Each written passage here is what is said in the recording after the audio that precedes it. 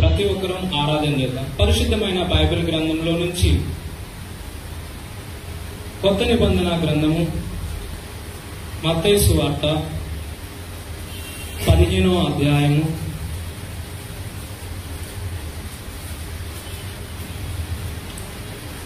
కొత్త నిబంధన మత్తయి సువార్త 15వ అధ్యాయము 29వ వచనం, 30వ వచనం, 31వ వచనం చదువుకుందాం.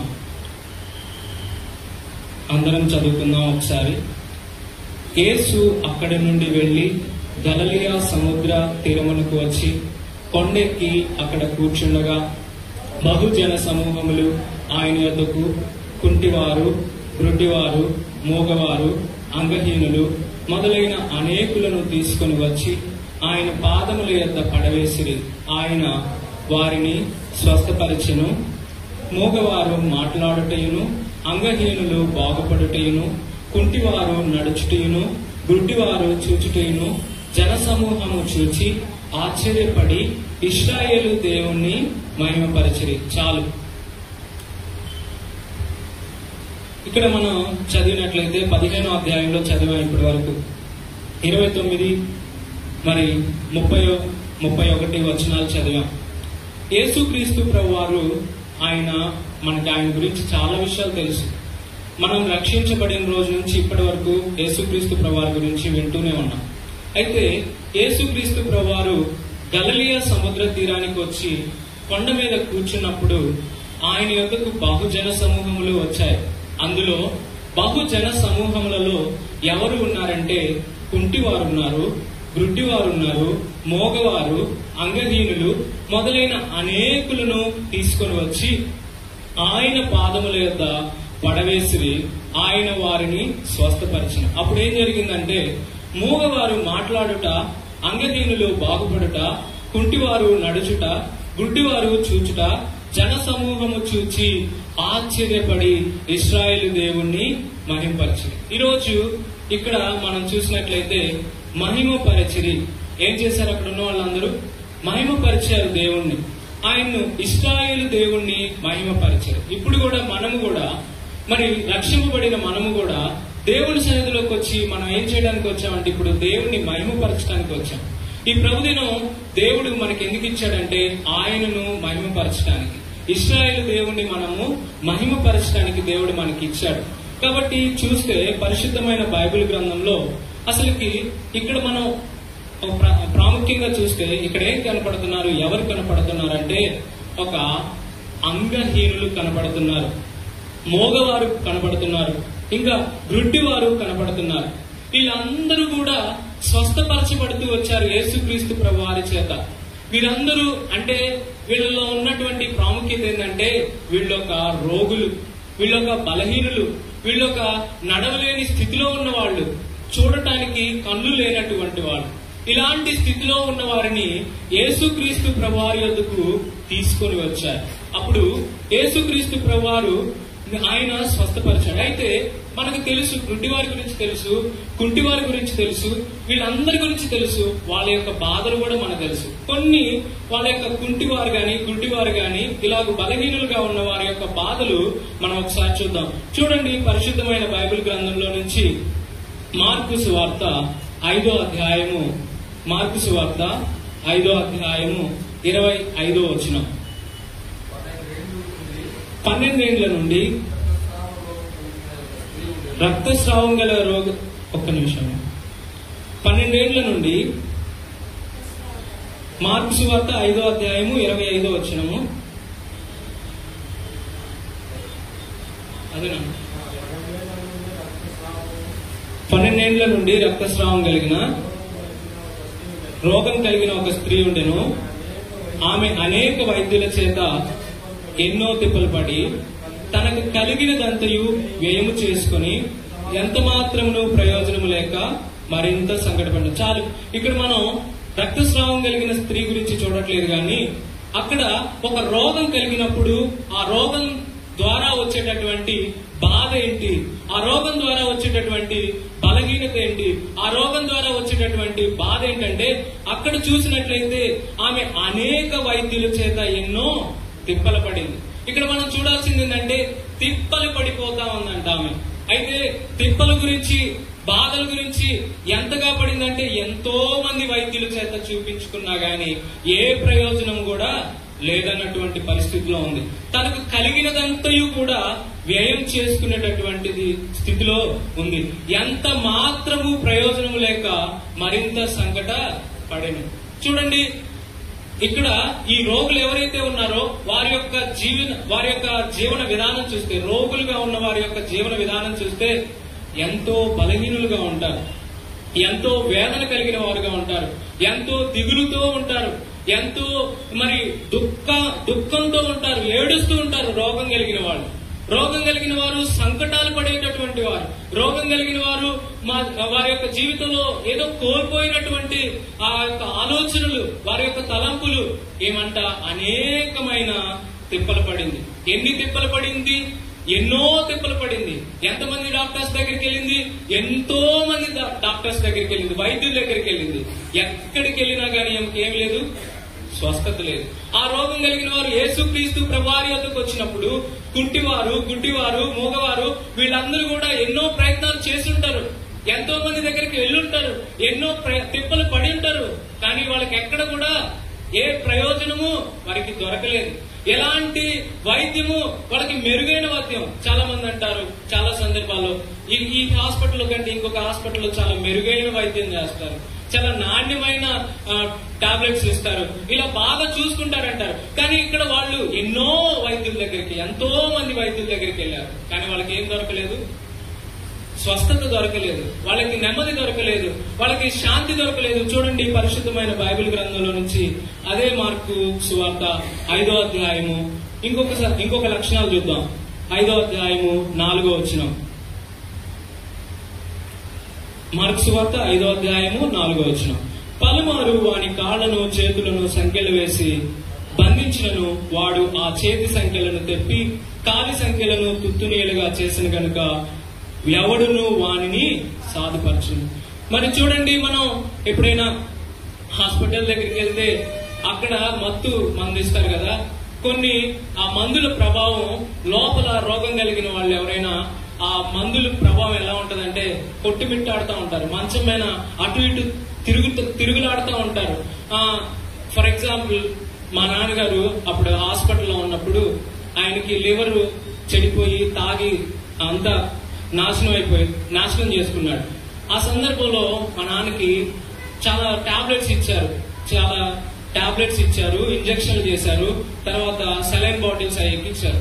ఆయన ఆ ప్రభావం, ఆ మందుల ప్రభావాన్ని తట్టుకోలేక ఒకటే ఇంకా మంచం మీద పడటం లేవటం, కింద పడిపోవటం, నడుచుకుంటే ఎటో ఒకటి వెళ్ళిపోవాలనుకోవటం, చేతికున్నవన్నీ పీకేసుకోవడం, క్యాన్లో ఏదంటారు, వాటన్నింటినీ పీకేసుకుంటా ఉంటాడు. అది చూసినప్పుడు ఇంత ప్రభావం, ఆ టాబ్లెట్స్ ప్రభావం, ఆయన లోపల ఉన్న ఆ వ్యాధి సంబంధించిన ఆ యొక్క ప్రభావం కూడా ఆయన ఏం చేస్తుంది, పడుకొని ఇట్లా మంచం మీద ఆయన్ని నెమ్మదిగా ఉండని ఇట్లా, ఆయన ఏదో ఒక లోపల ఏదో జరిగిపోతుంది, ఇవన్నీ పీకేసుకోవాలి, వెళ్ళిపోవాలి అని ఆలోచన వచ్చింది. ఇక్కడ నేను ఉండకూడదు, ఇక్కడ నుంచి వెళ్ళిపోవాలి, నన్ను తీసుకెళ్ళండి ఆటోలో అని చెప్పేసి ఏడ్చాడు. చూడండి, మనం కూడా చాలా సందర్భాల్లో చూస్తాం, ఎవరైతే బలహీనులుగా ఉన్నారో, ఎవరైతే రోగం కలిగిన వాళ్ళు ఉన్నారో, ఇక్కడ చదివినట్లయితే సంఖ్యలు వేసి బంధించినా కానీ ఏం జరిగిందంట, వాడు ఏం చేస్తాడు, ఆ చేతి సంఖ్యలను కాలి సంఖ్యలను ఏం చేస్తారు, తుత్తునీలుగా చేసేస్తారు. అంటే ఆ బాధ నుండి బయటికి రావడానికి ఎన్నో ప్రయత్నాలు చేస్తారు, ఆ బాధ నుండి బయటికి రావడానికి ఏడుస్తారు, చాలా చిన్నపిల్లల్లాగా ఏడుస్తారు ఒక చిన్న బాధ కలిగినా గానీ. చూడండి, గుడ్డివారు, కుంటివారు, మోగవారు వీళ్ళందరూ కూడా ఎన్ని సంఖ్యలేసి బంధించినా గానీ, ఎన్ని కాళ్ళకి సంఖ్యలేసి బంధించినా గానీ, ఎన్ని మందులు ఇచ్చినా గానీ ఎక్కడ కూడా వాళ్ళకి ఏం లేదంటే స్వస్థత లేదు, వాళ్ళకి స్వస్థత కలగలేదు. చూడండి, పరిశుద్ధమైన బైబిల్ గ్రంథంలో అదే 4వ వచనం, 5వ అధ్యాయం 4వ వచనంలో ఒక్క మాట చదువుకుందాం. చదవండి. వాడు ఆ చేతి సంఖ్యలను తెప్పి కాలి సంఖ్యలను తుత్తునీలుగా చేసిన గనుక ఎవడును వానిని సాధుపరచుకోలేడు. అక్కడ చూడాల్సింది ఏంటంటే సాధుపరచబడ. సాధువు అంటే ఎవరు? సాధువు అంటే నెమ్మదిగా ఉంటారు, మృదుత్వంగా ఉంటారు, చాలా సాత్వికం కలిగి ఉంటారు. సాధువు గురించి ఒక బైబిల్లో ఒక భక్తుడి గురించి చెప్పారు. ఎవరైనా సాధువు, యాకోబు గుడారంలో నివసించేటటువంటి ఆయన సాధువుగానే ఉన్నాడని పరిశుద్ధమైన బైబిల్ గ్రంథంలో. అదే వాళ్ళ అన్న చూస్తే ఎలా ఉన్నాడు? వేటాడేటటువంటి స్వభావం, బయటికి వెళ్ళేటటువంటి రఫ్ గా ఉండేటటువంటి స్వభావం. అంటే సాధుపరచబడిన వాళ్ళు ఎవరైనా కానీ నెమ్మదిగా ఉండేవాళ్ళు. సాధుపరచబడిన వాళ్ళు ఎవరైనా సరే చాలా సాత్వికంగా ఉండేటటువంటి వాళ్ళు. అంటే రోగం కలిగిన వారికి ఏమి లేదంట, సాధు స్వభావం లేదు. రోగం కలిగిన వారు, వ్యాధి కలిగిన వారు, బలహీనులు, అంగహీనులు, గుడ్డి వారికి సాధుతనం లేకపోయింది. అందుకే సాధుపరచలేకపోయారు. ఎవరు సాధుపరచలేరు. ఈ లోకంలో ఆమె ఎన్నో డాక్టర్స్ దగ్గరికి వెళ్ళింది కానీ ఏ వైద్యుడు కూడా ఆమెను ఏం చేయలేకపోయాడు, సాధుపరచలేకపోయాడు, బాగుపరచలేకపోయాడు. ఇక్కడ చూడాల్సింది ఏంటంటే రోగంలో ఉన్న వారిని ఎవరు కూడా సాధుపరచలేరు. పరిశుద్ధమైన బైబిల్ గ్రంథంలో నుంచి 2 కొరింథీయులు అపోస్తలుడైన పౌలు గారు రాసినటువంటి కొరింథీయులకు రాసిన 2వ పత్రిక 4వ అధ్యాయము రోగం కలిగిన వారి యొక్క లక్షణాలు చెప్తాం కదా, సిమ్టమ్స్ అని. అలాగే ఇప్పుడు ఇక్కడ చూద్దాం కొన్ని లక్షణాలు రోగం కలిగిన వారు. కొరింథీయులకు రాసిన 2వ పత్రిక 4వ అధ్యాయము 4వ వచనం. దేవుని స్వరూపి అయిన క్రీస్తు మహిమను కనపరచు సువార్త ప్రకాశము వారికి ప్రకాశింపకుండు నిమిత్తము యుగ సంబంధమైన దేవత అవిశ్వాసులైన వారి మనోనేత్రములకు గుడ్డితనం కలుగజేసింది. మనకి ఇక్కడ కావాల్సిన ఒకటే మాట, మనోనేత్రాలకు ఏమొచ్చిందంట? గుడ్డితనం. ఎవరైతే పాపపు స్థితిలో ఎవరైతే రోగం కలిగిన వారు ఉంటారో, ఎవరైతే బలహీనులు ఉంటారో, ఎవరైతే అంగహీనులు ఉంటారో, ఎవరైతే కుంటివారు ఉంటారో వాళ్ళ యొక్క స్వభావం ఏంటంటే వాళ్ళ యొక్క కనులు ఎలా ఉన్నాయి? మూయబడి ఉన్నాయి. ఏ స్థితిలో ఉన్నారు వాళ్ళు? గ్రుడ్డి స్థితిలో ఉన్నారు, గ్రుడ్డితనంలో ఉన్నారు. చూశారు కదా 2 కొరింథీయులకు రాసిన పత్రిక 4వ అధ్యాయం 4వ వచనంలో మనం చదివాం. ఏమనుందంటే మనోనేత్రాలకు గ్రుడ్డితనం కలిగేసి, అంటే వాళ్ళు రోగంలో ఉన్నటువంటి వారు, బలహీనులు, వారు ఏ స్థితిలో ఉన్నారు? గ్రుడ్డితనంలో ఉన్నారు. ఏమీ చూడలేనటువంటి స్థితి, వాళ్ళకి ఏమీ కనబడదు. సాధుపరచబడే లక్షణం కూడా వాళ్ళకి కనబడదు, మృదుత్వం కూడా కనబడదు, మరి నెమ్మది కూడా వాళ్ళకి కనబడదు. అలాంటి స్థితిలో మరి వీళ్ళందరూ బ్రతుకుతూ వచ్చారు. చూడండి, వాళ్ళు ఎవరిని చూడలేకపోయారు? చూస్తే క్రీస్తుని చూడలేకపోయారు. అక్కడే ఉంటది ఆ వచనంలోనే, ఈ క్రీస్తు మహిమను కనపరచు సువార్త ప్రకాశము వారికి ప్రకాశింపకుండు నిమిత్తము.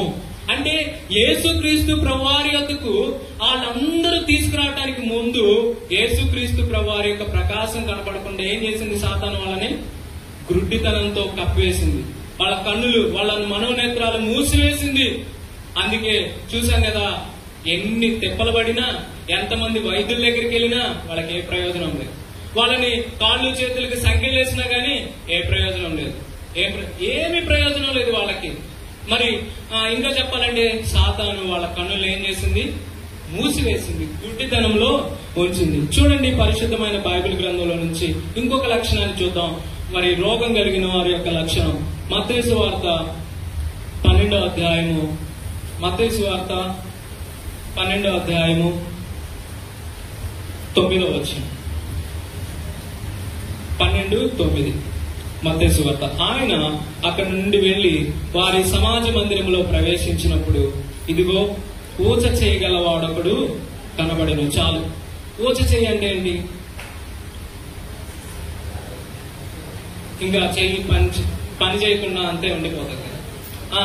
చూడండి, ఒక చెయ్యి పని చేయకుండా ఒక చెయ్యి పని చేస్తా ఉందనుకో, ఆయన ఏమనుకుంటాడు? ఈ చెయ్యి కూడా బాగుంటే బాగుండు, ఈ చెయ్యిలాగా పనిచేస్తే ఎంత బాగుండు. చూడండి, మనకి దేవుడు 2 చేతులు 2 కాళ్ళు మనకి దేవుడు ఇచ్చాడు. చాలా మంది 2 చేతులు లేని వాళ్ళు, 2 కాళ్ళు లేని వాళ్ళు ఎంత కష్టాలు పడుతున్నారో, ఎన్ని బాధలు పడుతున్నారో. ఇక్కడ చూడండి, ఆ ఊచ చేయగలవాడు ఎన్ని వేదనలు పొందుంటాడో, ఎన్ని తిప్పలు పడి ఉంటాడో. ప్రతిరోజు లేచిన ప్రతిరోజు ఆ చెయ్యిని చూసుకొని ఎంత ఏడ్చుంటాడో. దేవుడా, ఎందుకు నాకు ఈ ఊచ చేయించావు? ఎందుకు ఈ పని చేయించావు? దీనివల్ల నాకు ఏమి ప్రయోజనం? చూడండి, అతను వస్త్రాలు ధరించేటప్పుడు ఆ చెయ్యి వల్ల ఏమైనా ప్రయోజనం ఉందా? ఏ ప్రయోజనం లేదు.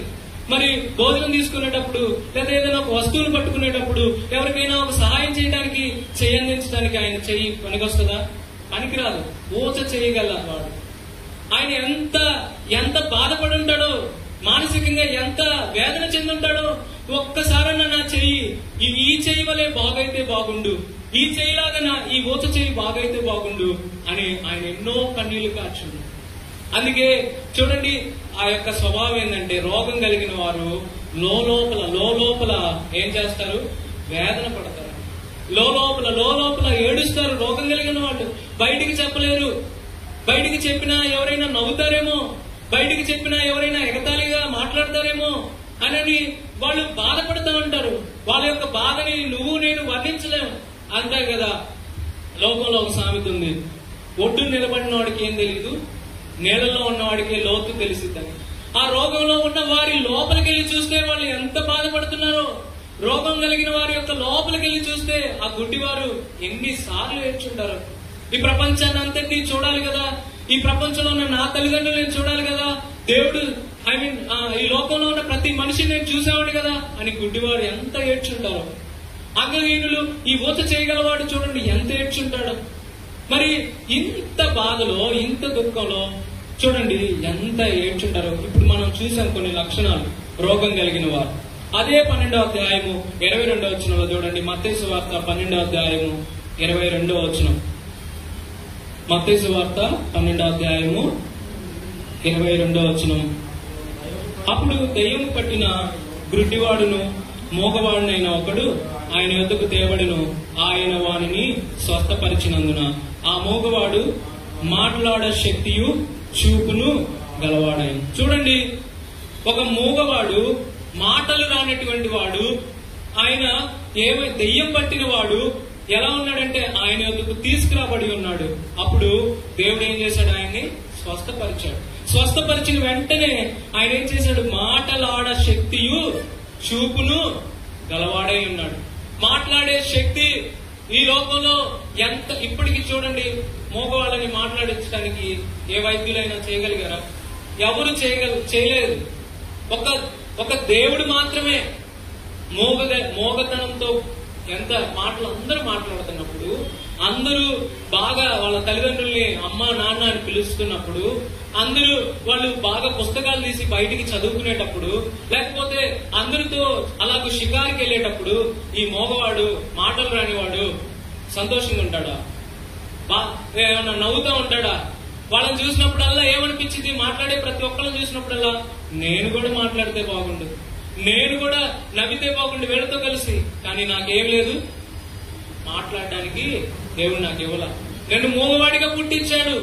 చూడండి, మోగవాళ్ళు, గుడ్డివాళ్ళు, అంగహీనులు, మరి ఊచ చేయగలవారు, వీళ్ళందరూ దెయ్యం పట్టిన వాళ్ళు, వీళ్ళందరూ కూడా వాళ్ళ యొక్క బాధను మనం చూసాం. వాళ్ళు ఎంత తిప్పలు పడుతున్నారో, వాళ్ళ దగ్గర ఉన్న డబ్బులు ఖర్చు పెట్టుకుంటున్నారు, వాళ్ళ దగ్గర ఉన్న బలాన్ని ఖర్చు పెడుతున్నారు. వాళ్ళు ఎంత ప్రయత్నాలు చేసినా గానీ వాళ్ళకి ఏమీ లేదు. వాళ్ళని మనం ఏం చేయలేకపోయాం? సాధుపరచలేకపోయాం. ఈ లోకంలో మనుషులు కూడా ఎవరు కూడా సాధుపరచలేరు. అందుకే యేసుక్రీస్తు ప్రభువారి వద్దకు వాళ్ళు ఏం చేశారు? తీసుకొని వచ్చారు. చదవండి మత్తయి సువార్త మనం ఫస్ట్ చదివాం కదా, 15వ అధ్యాయము. మత్తయి సువార్త 15వ అధ్యాయము 29. యేసు అక్కడి నుండి వెళ్లి గలిలయ సముద్ర తీరమునకు వచ్చి కొండెక్కి అక్కడ కూర్చుండగా బహుజన సమూహములు ఆయన యొద్దకు కుంటివారు, గుడ్డివారు, మూగవారు, అంగహీనులు మొదలైన అనేకులు తీసుకుని వచ్చి ఆయన పాదముల యొద్ద పడేశారు. చూడండి, ఇప్పుడు ఆయన పాదాల మీద పడేశారు. అంటే యేసుక్రీస్తు ప్రభువారు అసలు ఇంకా మనుషుల ద్వారా, వైద్యుల ద్వారా, కుటుంబం ద్వారా, సమాజంలో పెద్ద పెద్ద గౌరవం కలిగిన వారి ద్వారా కూడా వీళ్ళు స్వస్థపరచబడలేదని, వీళ్ళకి సరైన వైద్యం అందలేదని, వీళ్ళని ఇంకెవ్వరూ బాగు చేయలేరని అలాంటి వాళ్ళందరినీ తీసుకొచ్చి ఏం చేశారు? యేసుక్రీస్తు ప్రభువారి పాదాల దగ్గర పడవేశారు. ఎప్పుడైతే చూడండి, సమాజంలో కూడా ఈ చెడిపోయిన అంతా అయిపోయి చెడిపోయి బలహీనులయ్యి అప్పుడే యేసుక్రీస్తు ప్రభువారు గుర్తొచ్చేది. అప్పుడే యేసుక్రీస్తు ప్రభువారికి ప్రార్థన చేయండి అంటారు. చాలా మంది హాస్పిటల్లో ఉన్నప్పుడు కూడా అదే అంటారు. వాళ్ళు అంతా బాగా బలంగా ఉన్నప్పుడు, ఆరోగ్యంగా ఉన్నప్పుడు, శక్తి కలిగి ఉన్నప్పుడు, కండలు కలిగి ఉన్నప్పుడు అప్పుడు యేసుక్రీస్తు ప్రభువారు గుర్తురారు. ఎప్పుడైతే కండలు కరిగిపోతాయో, ఎప్పుడైతే ఎనర్జీ ఆ శక్తి అంతా పోయిందో, ఎప్పుడైతే మంచానికి పరిమితం అవుతామో, ఎప్పుడైతే ట్యూబ్లు వేసుకొని అది తాగుతామో, అవి పోస్తారు కదా ద్రవాలు, అలాంటి పరిస్థితిలో అప్పుడు అంటారు ఇంకా యేసుక్రీస్తు ప్రభువారిదే మీరు కూడా ప్రార్థన చేయండి మా కోసం అని అంటారు. చూడండి, వాళ్ళు కూడా బహుజన సమూహం కూడా వీళ్ళకి ఇంకా బాగుపడటం అనేది అసాధ్యం, వీళ్ళని సాధుపరచడం అనేది అసాధ్యం, వీళ్ళని స్వస్థపరచడం అనేది అసాధ్యం. అందుకే వాళ్ళందరినీ తీసుకొచ్చి ఇప్పుడు యేసుక్రీస్తు ప్రభువారు కనపడ్డాడు. చూడండి, అదే గనక వైద్యులు బాగు చేస్తే, అదే వైద్యులు కనుక వాళ్ళని స్వస్థపరిస్తే యేసుక్రీస్తు ప్రభువారు కనపడే వాళ్ళకి కనపడే ఆయన కాదు. యేసుక్రీస్తు ప్రభువారు గుర్తు కూడా రాడు. కానీ చూడండి, యేసుక్రీస్తు ప్రభువారి యొక్క పాదాల దగ్గరికి వచ్చాడు. అయితే మరి మనం చూస్తే అసలుకి మరి మనల్ని కూడా దేవుడు ఏం చేశాడు? రక్షించుకున్నాడు కదా. మనం ఇప్పటి వరకు కొన్ని విషయాలు చూసాం. యేసుక్రీస్తు ప్రభువారు ఎందుకు అంటే స్వస్థపరచడానికి మనం చూసాం. యేసుక్రీస్తు ప్రభువారు స్వస్థపరిచారని. అయితే యేసుక్రీస్తు ప్రభువారు స్వస్థపరచడానికి గల అధికారం, స్వస్థపరచడానికి గల ఆ యొక్క ఆధిపత్యం, లేకపోతే ఏమనొచ్చంటే అథారిటీ, ఇది ఎలా వచ్చిందో చూద్దాం. పరిశుద్ధమైన బైబిల్ గ్రంథంలో నుంచి లూకాసు వార్త 4వ అధ్యాయము, లూకాసు వార్త 4వ అధ్యాయము 17వ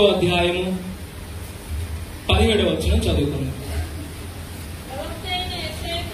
ప్రవక్త అయిన యెషయా గ్రంథము ఆయన చేతికి ఇవ్వబడెను. ఆయన గ్రంథము విప్పగా ప్రభు ఆత్మ నా మీద ఉన్నది, బీదలకు సువార్త ప్రకటించుటకై ఆయన నన్ను అభిషేకించును, చెరలోనున్న వారికి విడుదలను, గుడ్డి వారికి చూపును కలుగునని ప్రకటించుటకును, నలిగిన వారిని విడిపించుటకును, ప్రభు హితవత్సరమును ప్రకటించుటకు ఆయన నన్ను పంపి ఉన్నాడు. చూడండి, యేసుక్రీస్తు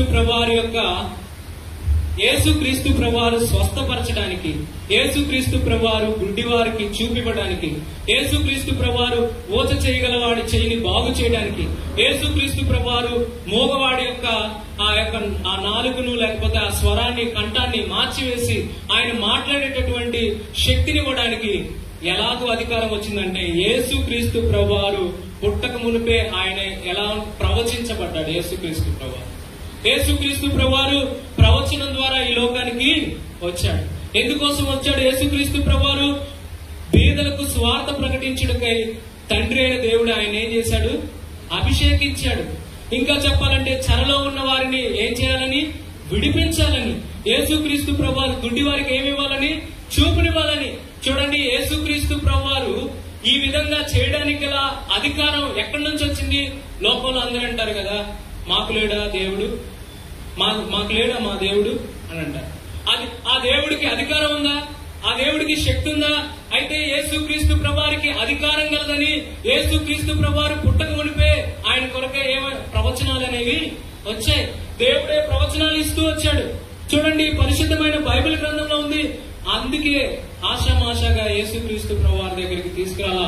యేసుక్రీస్తు ప్రభువారికి ఆయన అధికారాన్ని ఎవరిచ్చారు? తండ్రి అయినా దేవుడిచ్చాడు. చూడండి, పరిశుద్ధమైన బైబిల్ గ్రంథంలో ఆయన ఇప్పుడు అక్కడ ఉన్న వారిని స్వస్థపరిచాడు, అక్కడ ఉన్న వారిని బాగు చేశాడు. ఆయన ప్రవచనం ద్వారా ఈ లోకానికి వచ్చాడు. పరిశుద్ధమైన బైబిల్ గ్రంథంలో ఇంకా ఎలాగొచ్చాడంటే యోహాను రాసిన పత్రిక యోహాను సువార్త, కొత్త నిబంధన గ్రంథంలో యోహాను సువార్త 1వ అధ్యాయము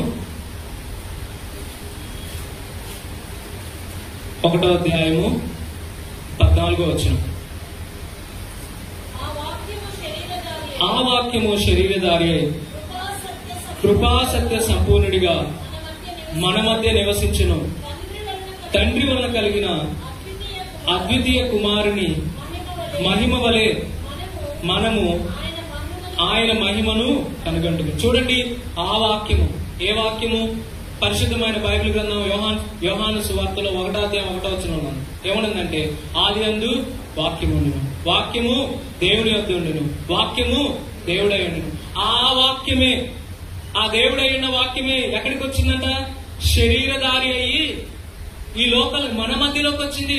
ఆ గుడ్డి వారిని, ఆ చూపు లేని వారిని, ఆ అంగహీనులని, ఆ యొక్క అపవిత్రాత్మ పట్టిన వాళ్ళని, ఆ మోగవారిని, ఆ రక్తస్రావం కలిగిన వారిని బాగు చేయడానికి ఆ లోకంలో నుండి, పరలోకంలో నుండి, తండ్రి అయిన దేవుని యొద్ద నుండి యేసుక్రీస్తు ప్రభువారు వాక్యముగా ఎక్కడికి వచ్చాడు? మన మధ్యకు వచ్చాడు. అందుకే యేసుక్రీస్తు ప్రభువారు పేదలకు స్వార్థ ప్రకటించడానికి ఆ వాక్యమే యేసుక్రీస్తు ప్రభువారి యొక్క రూపంలోకి ఈ లోకానికి మన మధ్యలోకి వచ్చాడు. చూడండి, మన జీవితంలో కూడా మనము కూడా చెరలో ఉన్నటువంటి వారంగా ఉన్నాం. మనము కూడా దేవుణ్ణి స్తుతించడానికి మునుపు, దేవుణ్ణి ఆరాధించడానికి మునుపు, దేవుడి యొక్క ప్రసన్నత మనకు తెలియబడటానికి మునుపు, దేవుడి యొక్క ప్రత్యక్షత తెలియబడటానికి ముందు, దేవుని ప్రత్యక్షత తెలియబడక మునుపు మోషే ఎలాంటి స్వభావం గలవాడంటే చాలా హార్డ్. ఆయన ఎలాంటి వాడంటే సాత్వికత అనేది లేదు. ఎలాంటి వాడంటే మనుషులు కూడా మర్డర్ చేసేటటువంటి వాడు, హత్య చేసేటటువంటి వాడు. ఎప్పుడైతే ఆ వృక్షం ఉంటది కదా, నిర్గమకాండం 3వ అధ్యాయంలో ఉంటది, మండుచున్న అగ్ని. ఒకసారి చూడండి, పరిశుద్ధమైన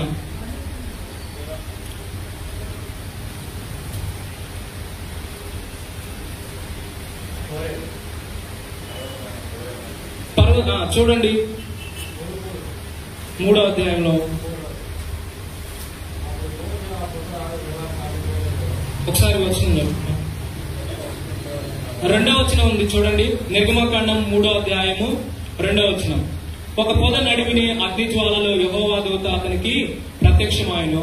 అతడు చూచినప్పుడు అగ్ని వలన ఆ పొద మండుచుండెను. చూడండి, ఎప్పుడైతే మోసేలో ఉన్నటువంటి ఈ యొక్క సాత్వికత లేనటువంటి మనుషులు కూడా చంపగలిగినటువంటి శక్తి కలిగిన ఆయన చాలా ఎలా ఉంటాడంటే చాలా ఫాస్ట్ గా ఉండేటటువంటి ఆయన ఎప్పుడైతే ఆ మండుచున్న పొద దగ్గరికి వెళ్ళాడో ఆ పొదలో ఆయన యొక్క పాత స్వభావం అంతా కనబడతా వచ్చింది. ఎప్పుడైతే ఆ పొద దగ్గరికి వెళ్ళాడో, ఎప్పుడైతే ఆ పరిశుద్ధ స్థలానికి వెళ్ళాడో, ఎప్పుడైతే చెప్పులు విడిచాడో, ఎప్పుడైతే ఆ అగ్నిని చూస్తా ఉన్నాడో, అప్పుడు ఆయనలో ఉన్నటువంటి బలహీనతలన్నీ కూడా ఏమయ్యాయి? ఆ పొదలో కనబడతా వచ్చాయి.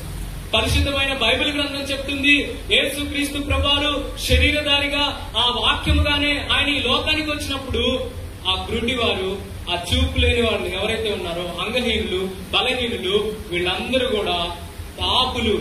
మేమందరం ఆయన యొక్క అంటే చూడండి, వాళ్ళందరూ కూడా బహుజన సమూహములతో ఆయన దగ్గరకు వచ్చినప్పుడు వాళ్ళు కూడా యేసుక్రీస్తు ప్రభువారు చెప్పేటటువంటి వాక్యాన్ని విన్నారు. యేసుక్రీస్తు ప్రభువారి యొక్క సువార్తని విన్నారు.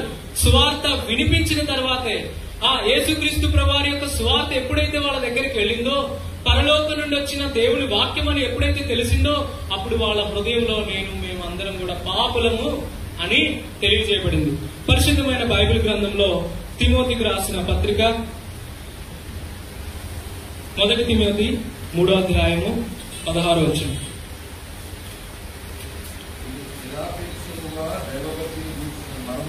నిరాపేక్షముగా దైవభక్తి గురించిన మర్మము గొప్పదై ఉన్నది.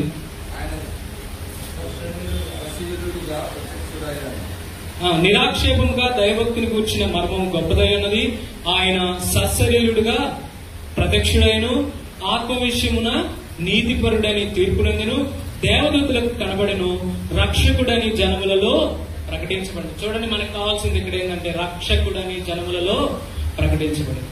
ఆ బహుజన సమూహములు ఆ యొక్క కుంటివారిని, గుడ్డివారిని, మోగవారిని వాళ్ళందరినీ తీసుకొచ్చినప్పుడు వాళ్ళందరినీ తీసుకురావడానికి గల కారణం ఏంటంటే జనములందరిలో కూడా యేసుక్రీస్తు ప్రభువారు ఒక్కడు మాత్రమే రక్షకుడని ప్రకటించబడింది. ఎప్పుడైతే యేసుక్రీస్తు ప్రభువారు రక్షకుడని ప్రకటించబడిందో అప్పుడే వాళ్ళ యొక్క స్వస్థత, అప్పుడే వాళ్ళ యొక్క పాపపు స్థితి మొత్తం మార్చబడుతూ వచ్చింది.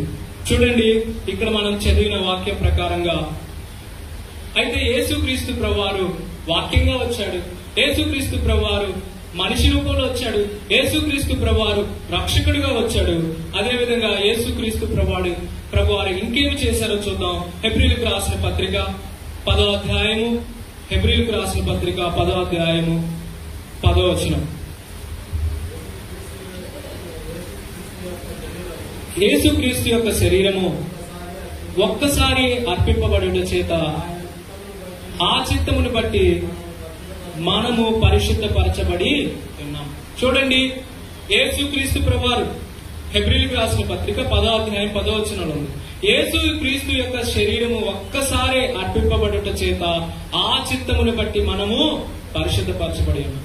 గ్రుడ్డివారు, మోగవారు, ఎవరైతే ఉన్నారో అంగహీనులు, మరి ఇలాంటి స్థితిలో ఉన్న వారందరూ కూడా వాళ్ళు చూపు పొందడానికి, వాళ్ళు మాట్లాడటానికి, వాళ్ళ శరీర అవయవాలు బాగవటానికి అక్కడ యేసుక్రీస్తు ప్రభువారు అర్పింపబడుతూ వచ్చాడు. యేసుక్రీస్తు ప్రభువారు ఒక్కసారి ఆయన అర్పింపబడుతూ వచ్చాడు. యేసుక్రీస్తు ప్రభువారు ఒక్కసారి అర్పింపబడుట చేత ఎవరి చిత్తాన్ని నెరవేర్చాడు? యేసుక్రీస్తు ప్రభువారు ఎవరి చిత్తాన్ని నెరవేర్చాడు? తండ్రి అయిన దేవుని చిత్తాన్ని నెరవేర్చాడు. అందుకే యేసుక్రీస్తు ప్రభువారు ఆ లోకం నుండి ఈ లోకానికి దిగి వచ్చింది. అందుకే యేసుక్రీస్తు ప్రభువారు సశరీరుడిగా ఈ లోకానికి మన మధ్య ప్రత్యక్షమైంది. అందుకే యేసుక్రీస్తు ప్రభువారు రక్షకుడిగా వాళ్ళ మధ్య ప్రకటించబడ్డాడు. ఆ రక్షకుడిగా యేసుక్రీస్తు వారు ప్రకటించబడినప్పుడు యేసుక్రీస్తు ప్రభువారు మాత్రమే స్వస్థపరిచే ఆయన, యేసుక్రీస్తు ప్రభువారు మాత్రమే బాగుపరిచే ఆయన, యేసుక్రీస్తు ప్రభువారు మాత్రమే సాత్వికం ఇచ్చే ఆయన, యేసుక్రీస్తు ప్రభువారు మాత్రమే నెమ్మదిచ్చే ఆయన అని అప్పుడు మాత్రమే తెలియబడుతూ వచ్చింది. పరిశుద్ధమైన బైబిల్ గ్రంథంలో మనం చదివినట్లయితే పరిశుద్ధత అనేది ముఖ్యమైనది. వాళ్ళు బాగుపడటం, లేకపోతే శరీరం బాగుపడటం, స్వస్థత పొందటం ముఖ్యం కాదు. యేసుక్రీస్తు ప్రభువారికి కావాల్సింది ఏంటంటే ఏం కావాలి? పరిశుద్ధత. ఏం కావాలి ఆయనకి? పరిశుద్ధత. ఒకవేళ నువ్వు బాగుపడి వెళ్లిపోయిన తర్వాత దేవుడిని మర్చిపోతే, యేసుక్రీస్తు ప్రభువారు చేసిన యొక్క కార్యాన్ని మర్చిపోతే, యేసుక్రీస్తు ప్రభువారు ఈ లోకానికి ఎందుకు వచ్చాడో మర్చిపోతే ఏం ప్రయోజనం? యేసుక్రీస్తు ప్రభువారు సశరీరుడిగా మన మధ్యకి రావటం వల్ల ఏం ఉపయోగం లేదు కదా. చూడండి, ఒక డాక్టర్ గారు బాగా చూశాడు అనుకో, తొందరగా నయం అయిపోయింది అనుకో, అంటే వెంటనే ఏం చేస్తాం? వేరొకరికి మనం చెప్తాం, అక్కడికి వెళ్ళండి, అక్కడ బాగా చూస్తారండి. అంటే నువ్వు బాగుపడినప్పుడు, నేను బాగుపడినప్పుడు, మన జీవితాలు బాగుపడినప్పుడు, శరీరాలు బాగుపడినప్పుడు ఈ శరీరంలో ఉన్నటువంటి కనబడుతున్నటువంటి ఆత్మ కూడా, శరీరం కూడా పరిశుద్ధపరచబడాలని, ఈ శరీరము ఆత్మ పరిశుద్ధపరచబడినప్పుడు దేవుని యొక్క సన్నిధిలోకి రావాలని, అందుకోసమని యేసుక్రీస్తు ప్రభువారు ఏమవుతూ వచ్చాడంటే ఒక్కసారి మాత్రమే అర్పింపబడుతూ వచ్చాడు. చూడండి, ఒక శరీరం ఏదైనా ఒక పేషెంట్ కి రక్తం ఎక్కించాలంట. ఆ రక్తం ఏం చేయాలి? ఆయన శరీరంలో రక్తం తీసి ఆయనకి ఎక్కిస్తామా? ఎవరో ఒకళ్ళ రక్తాన్ని తీసుకొచ్చి ఆయన శరీరంలోకి పంపిస్తాం. అలాగే యేసుక్రీస్తు ప్రభువారి యొక్క శరీరంలో నుంచి కారిన ప్రతి రక్తపు బొట్టు మన శరీరంలో ఉన్న మన రక్తనాళాల్లోకి పంపించబడుతూ వచ్చింది. మన శరీరంలో, మన రక్తనాళాల్లో, మన రక్తంలో ఉన్నటువంటి పాప స్వభావం అంతటిని కడగటానికి యేసుక్రీస్తు ప్రభువారి యొక్క రక్తము ఏం చేసింది? సహాయం చేసింది. రక్తంలో పోషకాలు తగ్గినాయి, రక్తంలో విటమిన్లు తగ్గినాయి, రక్తంలో తగ్గిపోయినాయని మంచి ఫుడ్ ని తినమని చెప్తా ఉంటారు. చూడండి, ఎప్పుడైనా ఆలోచించారా? మన రక్తంలో పాప స్వభావాన్ని, మన రక్తంలో పాపపు ఆలోచనల్ని, మన రక్తంలో మరి లోక సంబంధమైనటువంటి తలంపుల్ని, వీటన్నిటికి జయించడానికి కావలసిన శక్తి ఎప్పుడొచ్చింది? యేసుక్రీస్తు ప్రభువారి రక్తము, ఆ శిలువలో కార్చిన రక్తము మన నడినెత్తి మీద నుంచి అరికాలు వరకు ప్రతి రక్తనాళాల్లోకి ఆయన రక్తము ప్రవేశించి, ఆ రక్తములో యేసు ప్రభువారి రక్తం ఎలాంటిది? పరిశుద్ధమైనది. యేసుక్రీస్తు ప్రభువారి రక్తం ఎలాంటిది? సాత్వికమైనది. చాలా మంది అంటారు, మీరు చాలా పెద్దోళ్ళు, ఏమంటారు తెలుసా? చాలా సందర్భాల్లో ప్రౌడ్ గా ఫీల్ అయ్యి, వీడు నా రక్తం అంటాడు కదా. తల్లిదండ్రులు అంటారు కదా, తండ్రి అంటాడు, వీడెవరు? నా కొడుకు. అంటే నా కొడుకు అంటే మీనింగ్ ఏంటి? ఆయన రక్తమే కదా. చూడండి, యేసుక్రీస్తు ప్రభువారి రక్తం కలిగిన వాళ్ళం మనం. యేసుక్రీస్తు ప్రభువారి రక్తము ద్వారా మనం పరిశుద్ధ చేయబడుతూ వచ్చాం. యేసుక్రీస్తు ప్రభువారి రక్తము ద్వారా మనం బాగు చేయబడుతూ వచ్చాం. మన కోసం యేసుక్రీస్తు ప్రభువారు ఎంతగానో ఆయన నలగొట్టబడుతూ వచ్చాడు. నీకు రక్తం ఇవ్వాలంటే, మనం ఎవరికైనా రక్తం ఇవ్వాలంటే మన యొక్క శక్తిని కొంత కోల్పోయిన వాళ్ళం అవుతాం, కొంత ఆరోగ్యాన్ని మనం కోల్పోయిన వాళ్ళం అవుతాం, అంతే కదా రక్తం ఇచ్చినప్పుడు. అలాగే మరి యేసుక్రీస్తు ప్రభువారు కూడా సర్వలోక మానవాళికి ఆయన రక్తాన్ని ఇవ్వడానికి ఆయన శరీరంలో ఏమైనా బలం ఉందా? ఆయన శరీరంలో ఏమన్నా బాగా బలంగా కనపడుతూ వచ్చాడా? ఎలా కనపడుతూ వచ్చాడు? వికారుడిగా కనపడుతూ వచ్చాడు. ఈ వాక్యాలని తెలుసు కదా, వికారుడిగా కనపడుతూ వచ్చాడు. సుందరంగా ఉన్నటువంటి ఆయన వికార రూపంలో కనపడుతూ వచ్చాడు. ఒక మాంసం ముద్దలా కనపడుతూ వచ్చాడు. ఆయన శరీరం మీద గాయాలు ఎలా ఉండే చాలా మందికి తెలుసు. ఈ విషయాలు ఎందుకు తెలియదు? ఇప్పుడు ఏదైనా ఒక పిన్నీసి గుచ్చుకుంటేనే మనం చాలా బాధపడతామే. చూడండి, ఆయన యేసుక్రీస్తు ప్రభువారి యొక్క ఆ శరీరం అంతా చీల్చబడుతూ వచ్చిందంట. ఆ శరీరంలో ఆ ప్రతి ఒక్క ఆ గాలం ఏదైతే ఉందో అది వెళ్ళి దూసుకొస్తున్నప్పుడు, చీలుస్తున్నప్పుడు ఆయన ఎంత నలిగిపోయి ఉంటాడు, ఆయన ఎంత ఏడ్చుంటాడు, ఎంత బాధపడి ఉంటాడు. తన శక్తి అంతా, తన బలమంతా తను ఒక క్రయధనముగా ఇవ్వటానికి ఎందుకు వచ్చుకున్నాడు? తండ్రి అయిన చిత్తము నెరవేర్చడం విషయంలో, ఆయన యొక్క తండ్రి ఇచ్చిన అధికారాన్ని ప్రజలందరికీ తెలియజేయటం విషయంలో, తండ్రి ఇచ్చిన ఆ అధికారము ప్రజలలో రక్షకుడుగా తెలియజేయబట్ట విషయంలో ఆయన తనను తానే ఏం చేసుకున్నాడు? అర్పించుకున్నాడు, తనను తానే అప్పగించుకున్నాడు. మీరు ఇంకేది చేసినా గాని, మీరు ఏదైనా చేయండి, ఇంకా ఎంతగానైనా నన్ను హింసించండి, ఎంతగానైనా కొట్టండి, ఎంతగానైనా గుచ్చండి, ఎంతగానైనా ముళ్ళ కిరీటం పెట్టండి, అయినా గాని ఆయన మాత్రం నేను రక్షకుడుగా తండ్రి చిత్తం ఉంది కాబట్టి నేను పరిశుద్ధపరచడానికి ఇవన్నీ చేస్తున్నానని చెప్పి ఆయన ఒక్కసారే ఏం చేశాడు? అర్పించుకున్నాడు. ఇంక రెండోసారి అర్పించుకోవడం లేదు, ఒక్కసారి మాత్రమే అర్పించుకున్నాడు. చూడండి, యేసుక్రీస్తు ప్రభువారు ఎంత గొప్ప దేవుడు, యేసుక్రీస్తు ప్రభువారు ఎంత గొప్ప ప్రేమ చూపాడో, ఎంత వాత్సల్యత చూపించాడో మన జీవితంలో.